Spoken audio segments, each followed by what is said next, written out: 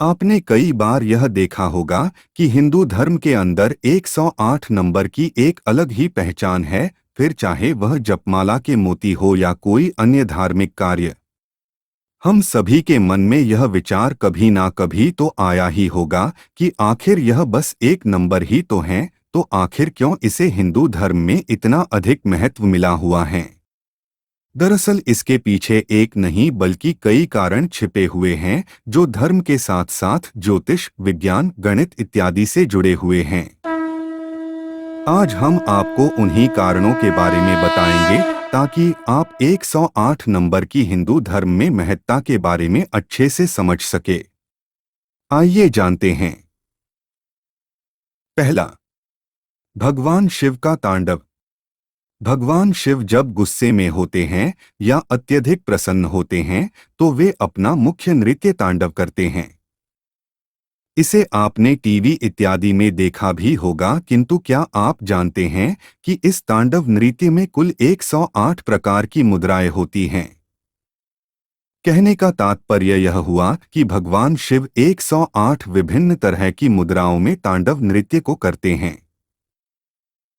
इसी प्रकार भारतीय नृत्य शैली में भी कुल 108 प्रकार के नृत्य हैं, जो अपने आप में एक अद्भुत उदाहरण है। दूसरा, भगवान श्री कृष्ण की 108 गोपियां।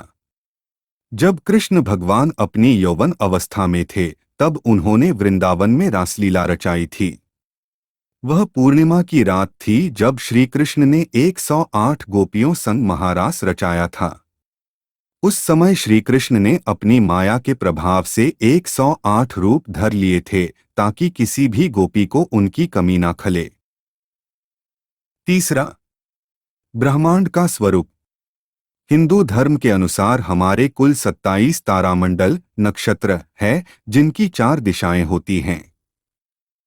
27 को अगर 4 से गुना किया जाए तो कुल योग 108 आता है। इस प्रकार यह नंबर संपूर्ण ब्रह्मांड के स्वरूप को भी प्रदर्शित करता है। चौथा, सूर्य, पृथ्वी व चंद्रमा। हमारे ऋषिमुनियों ने आधुनिक विज्ञान के उदय से बहुत वर्षों पहले ही सौरमंडल की गहन खोज कर ली थी।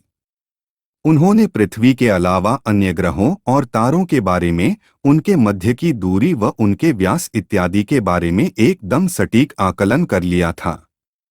जैसे कि सूर्य या चंद्रमा का व्यास, सूर्य की चंद्रमा या पृथ्वी से दूरी इत्यादि, और इसका संबंध भी 108 नंबर से है, जिसे आज का आधुनिक विज्ञान भी मानता है।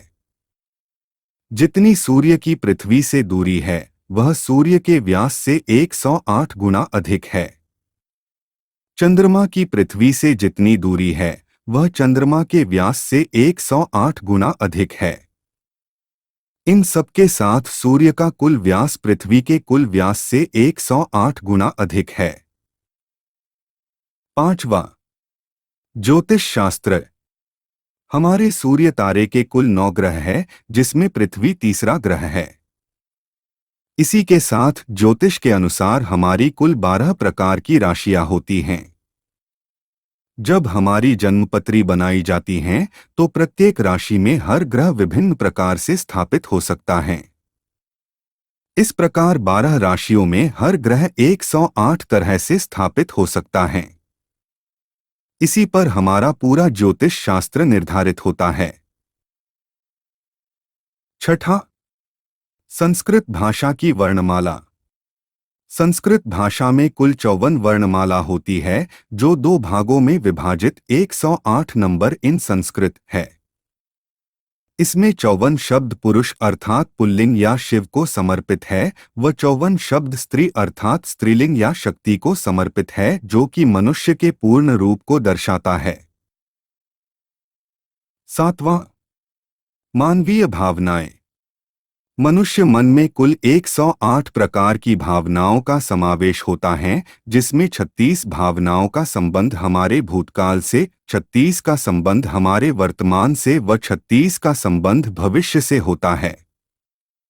इन मानवीय भावनाओं को चक्र भी कहा जाता है, जिन्हें जागृत करके हम अपने भूत, भविष्य और वर्तमान के बारे में बहुत कुछ जान सकते हैं।